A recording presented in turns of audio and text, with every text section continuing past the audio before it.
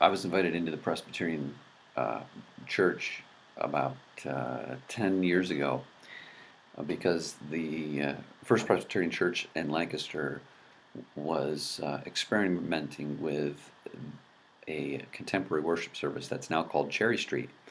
And I was brought in because of my skills in working with contemporary worship and helping churches transition from traditional worship into more modern worship styles. While I was there, I got an introduction into what it means to be Reformed and what it meant to be part of the PCUSA. Along the way, I discovered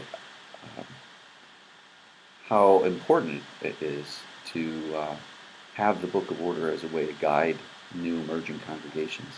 Um, I also understood the challenges that there was to having the Book of Order.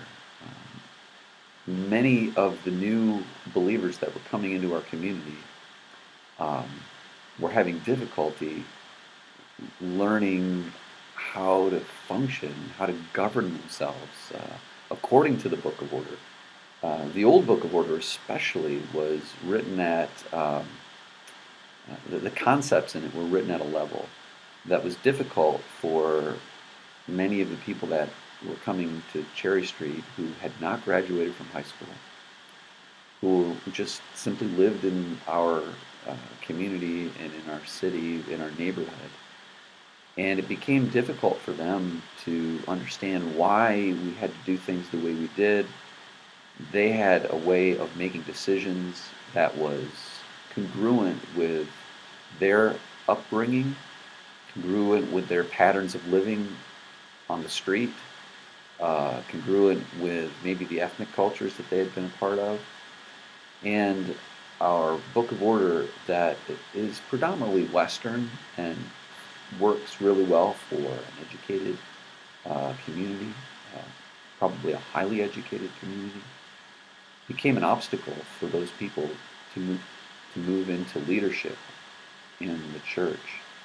Um, and that sort of saddened me, and I think it saddens the heart of God, because Isaiah 64 talks about how the various people that come to know God and come into the kingdom of God, um, God's dream for them is that they would then govern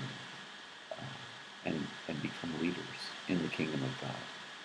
And so we need to continually keep in mind that while we want to be faithful to those long established patterns that really do work well, that we always give an ear and an eye to how accessible they are to new people that are always coming into the body of Christ, always coming into the PCUSA.